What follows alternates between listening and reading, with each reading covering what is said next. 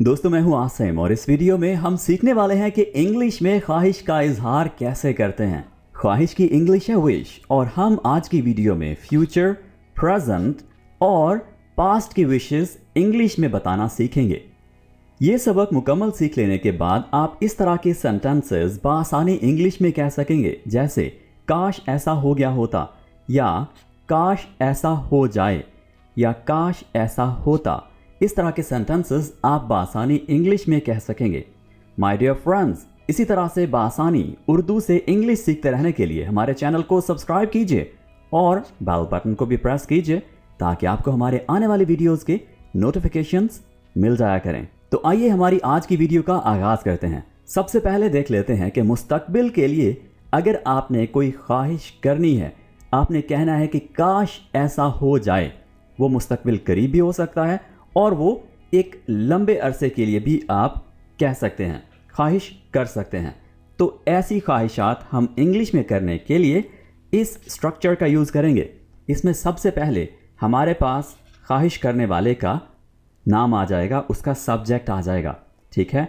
अगर third person singular आ जाए तो उसके साथ हम विशेस लगाएंगे, और अगर बाकी सारे सब्जेक्ट्स होंगे, प्रोनाउंस या नाउन्स होंगे, तो उनके साथ हम सिंपली विश लगा लेंगे, ठीक है। और उसके बाद हम लगाएंगे सेकंड सब्जेक्ट, ठीक है। ये सेकंड सब्जेक्ट क्या है ये आपको सेंटेंसेस में अभी पता चल जाएगा। और उसके बाद हम यूज़ करेंगे वुड, राइट, और फिर वर्ब की पहली फॉर्म। तो अब ज़रा कुछ सेंटेंसेस देख लेते हैं जिससे आपको मज़ीद क्लियर हो जाएगा कि हमने किस तरह से मुस्तकबिल के लिए ख्वाहिश करनी है। तो आइए दोस्तों कुछ एग्जाम्पल सेंटेंसेस देख लेते हैं। काश वो बच्चा रोना बंद कर दे। आप ये ख्वाहिश अभी कर रहे हैं, लेकिन ये ख्वाहिश है फ्यूचर की। आप चाह रहे हैं कि वो बच्चा मे बी चंद मिनट्स में रोना बंद कर दे, ठीक है। यानी जैसे आपने बात की उसके फ़ौरन बाद ही रोना बंद कर दे, राइट। तो आपकी ख्वाहिश ये है। सो आप प्रेजेंट के लिहाज से बात कर रहे हैं, प्रेजेंट में विश कर रहे हैं। तो आप सबसे पहले तो आई विश से स्टार्ट कर लेंगे अपना sentence. I wish that baby would stop crying, ठीक है। अब यहां पर दैट बेबी सेकंड सब्जेक्ट है। जिस चीज़ के लिए आप विश कर रहे हैं वो आपका सेकंड सब्जेक्ट है, ठीक है। वो कोई चीज़ हो सकती है, वो कोई शख्स हो सकता है, राइट। तो सेकंड सब्जेक्ट आपका यहाँ आ गया, दैट बेबी। उसके बाद वुड, फिर वर्ब की पहली फॉर्म और सेंटेंस का बाकी हिस्सा, ठीक है। काश के वो बच्चा रोना बंद कर दे। I wish that baby would stop crying. I wish that baby would stop crying. काश के वो मुझे मिलने आए। आई विश, सेंटेंस शुरू करते हैं आई विश से और फिर सब्जेक्ट जिसके बारे में हम ख्वाहिश कर रहे हैं, वुड, वर्ब की पहली फॉर्म और सेंटेंस का बाकी हिस्सा। I wish they would come to meet me. काश के बारिश रुक जाए। I wish it would stop raining.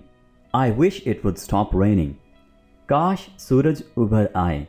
काश के लिए हमने ये वर्ड यूज़ कर दिया। काश का मतलब ये है कि हम चाह रहे हैं, मैं चाह रहा हूँ, ठीक है। आई विश द सन, ये सेकंड सब्जेक्ट आ गया जिसके लिए ख्वाहिश की जा रही है, वुड और कम आउट। ओके, तो इस तरह से हम मुस्तकबिल के लिए ख्वाहिश कर सकते हैं कि बिल्कुल करीब के मुस्तकबिल में या मुस्तकबिल में आगे चलकर कोई चीज़ हो जाने की ख्वाहिश हम रख रहे हैं, ठीक है। ख्वाहिश कर रहे हैं, उसके लिए काश कह रहे हैं, ठीक है दोस्तों। सो अब बढ़ते हैं आगे। पहले तो हमने ऐसे सेंटेंसेस देखे, ऐसी बातें करना सीखी कि जिसका हम चाह रहे हैं कि हो जाए।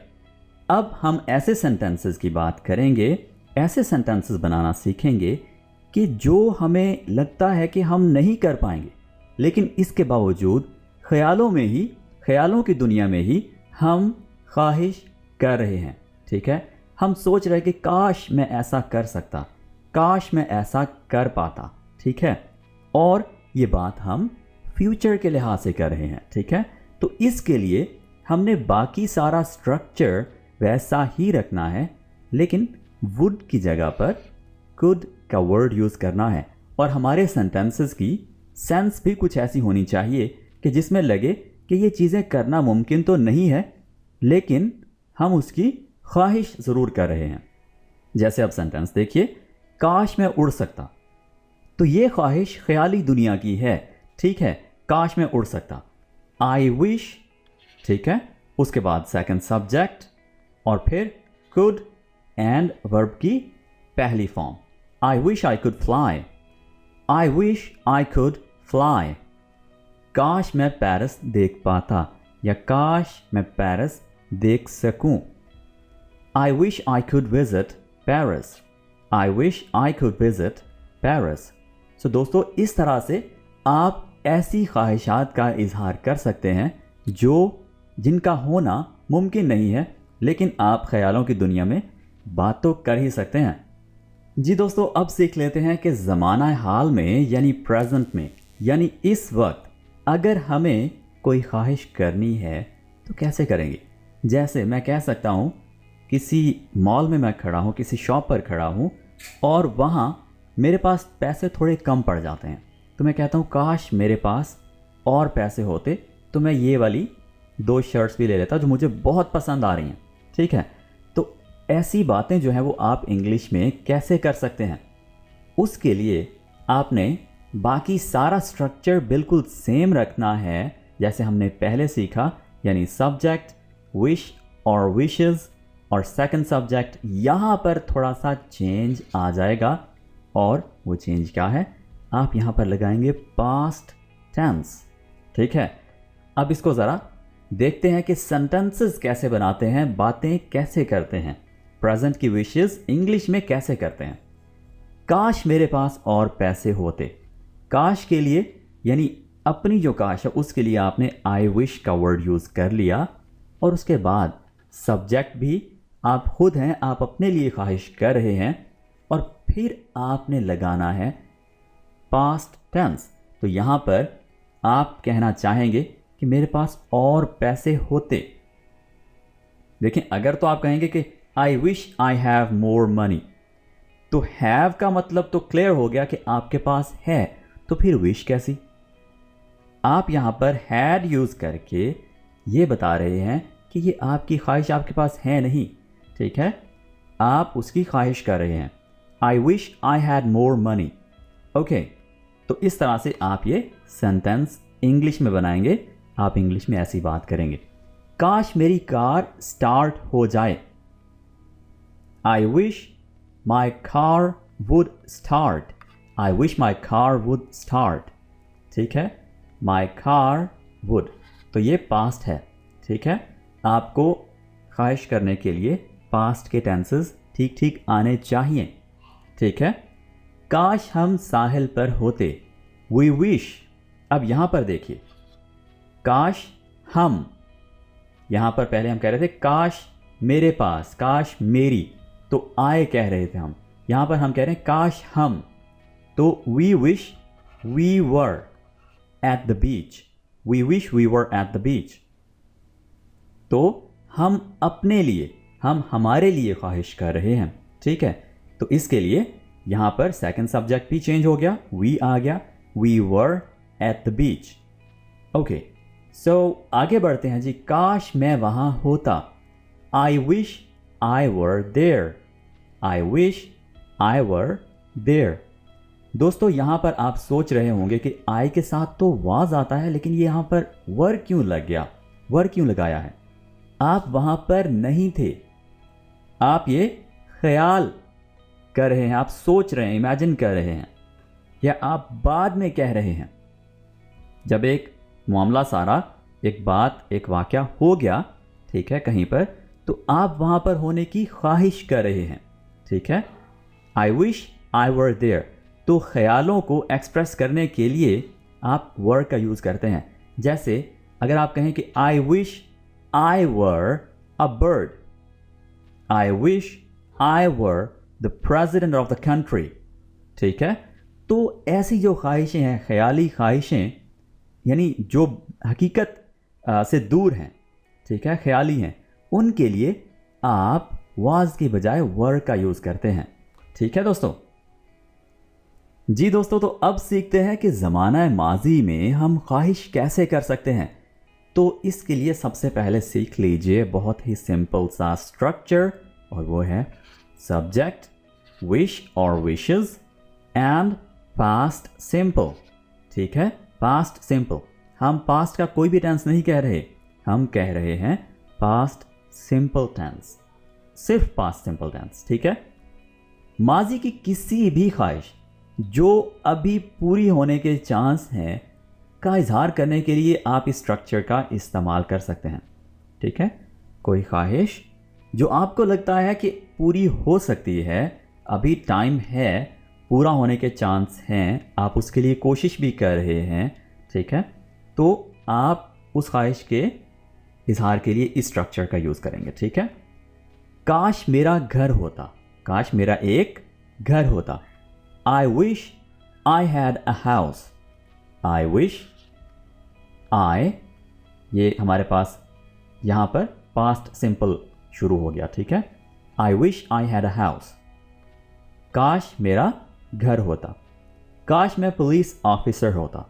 आई विश आई वर, यहाँ पर देखिए आप ख्यालों की दुनिया में हैं, राइट, और आप वर का यूज़ कर रहे हैं। ठीक है, आई wish I were a police officer. ठीक है, आई wish I were a police officer. काश मैं पाकिस्तान में रहता होता या रहता। आई wish I lived in Pakistan. तो यहाँ देखिए आई wish I lived, second form का हमने यूज़ किया है, जो कि वाज़ेह तौर पर जाहिर कर रहा है कि ये ज़माना माजी का पास्ट सिंपल टेंस है। ठीक है, काश मैं पाकिस्तान में रहता होता। अच्छा जी, अब देखते हैं कि ज़माना माजी में अगर कोई ख्वाहिश पूरी ना हुई हो, या हम चाहते हों कि पास्ट में कोई सिचुएशन मुख्तलिफ होती। ठीक है, यानी जैसा अभी है, हो चुका है, वो वैसा ना हुआ होता, उस पर हम पछतावे का इजहार कर रहे हैं, उस पर हम पछता रहे हैं, रिग्रेट कर रहे हैं। तो हम इस बात को इंग्लिश में कैसे कहेंगे वो सीख लेते हैं। सबसे पहले यहाँ तक तो सेम वैसी ही बात आ गई जैसी हमने अब तक सीखी है, सेकंड सब्जेक्ट तक। उसके बाद हम हैड का यूज़ करेंगे, फिर पास्ट के टेंस का यहाँ पर यूज़ कर लेंगे। ठीक है, हैड के बाद। जी, अब देखते हैं कि किस तरह के सेंटेंसेस, किस तरह की बातें होती हैं जो हम इस स्ट्रक्चर को यूज़ करते हुए कह सकते हैं। काश उस्ताद ने मुझे A+ दे दिया होता, यानी हम ग्रेड की बात कर रहे हैं। तो उस्ताद ने आपको क्या दिया था? A- दिया था या A दिया था। तो अगर आपके A+ होते तो आपकी पोजीशन आ जाती, राइट, यानी सिचुएशन टोटली डिफरेंट होती, जिसके लिए आज आप पछता रहे हैं, राइट। आपको कोई जॉब मिल सकती थी, आपको जॉब नहीं मिली, किस वजह से? कि आपको एक सब्जेक्ट में A+ नहीं मिला हुआ था, राइट। तो आप उसके लिए पछता रहे हैं कि अगर उस्ताद ने मुझे A+ दे दिया होता तो मुझे जॉब मिल जाती, आप ऐसा सोच रहे हैं बैठे। तो आप इसको कुछ इस तरह से कहेंगे, आई विश यानी काश के लिए, और द टीचर सेकंड सब्जेक्ट आ गया। ठीक है, हैड गिवन मी A+। यहाँ पर दोस्तों एक पॉइंट और आपको क्लियर कर दूं कि इस सिचुएशन में हमने पास्ट परफेक्ट टेंस का यूज़ करना है हैड के बाद, याद रखें। ठीक है, अब आगे बढ़ते हैं। काश मुझे अपना फ़ोन याद होता। ठीक है, यानी आप अपना फ़ोन भूले ना होते, आप कहीं बाहर गए हैं और आपने कोई बहुत ही अहम, बहुत ही खूबसूरत लम्हा मिस कर दिया, आप शायद फ़ोटो बनाना चाह रहे थे या आपको कॉल करने की ज़रूरत पड़ी, तो आप अब खड़े सोच रहे हैं कि काश मैं अपना फ़ोन भूला ना होता। ठीक है, तो आप वहाँ खड़े पछता रहे हैं, और इसको हम इंग्लिश में कैसे कहेंगे?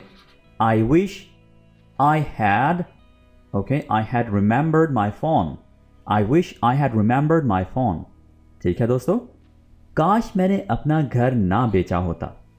ठीक है, आपने घर बेच दिया, अब आपको वैसा अच्छा घर नहीं मिल रहा, तो आप इसको इंग्लिश में कैसे कहेंगे? I wish I had not sold my house. I wish I had not sold my house. जी दोस्तों, तो इस तरह से आप बआसानी माजी के किसी पछतावे का या कोई अधूरी ख्वाहिश का इजहार आप इंग्लिश में कर सकते हैं।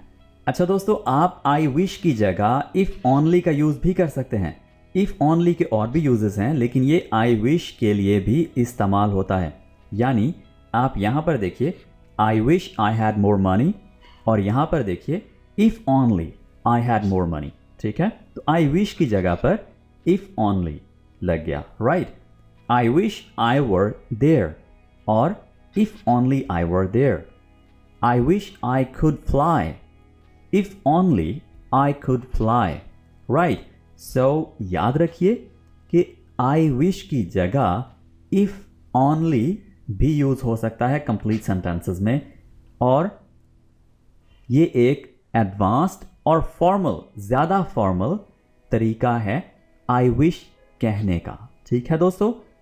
जी तो दोस्तों, उम्मीद है कि आपको इस वीडियो में बहुत कुछ सीखने को मिला होगा, और इसी तरह की ज़बरदस्त इंग्लिश लर्निंग की वीडियोस के लिए हमारे चैनल को अभी तक अगर आपने सब्सक्राइब नहीं किया है तो सब्सक्राइब कर लीजिए, ताकि आपको हमारी आने वाली वीडियोस बर वक्त मिलें और आप यूं ही जल्दी जल्दी अपनी इंग्लिश बेहतर बना सकें। So my dear friends, this is it for today. We'll be talking in the next video. Take care. Bye for now.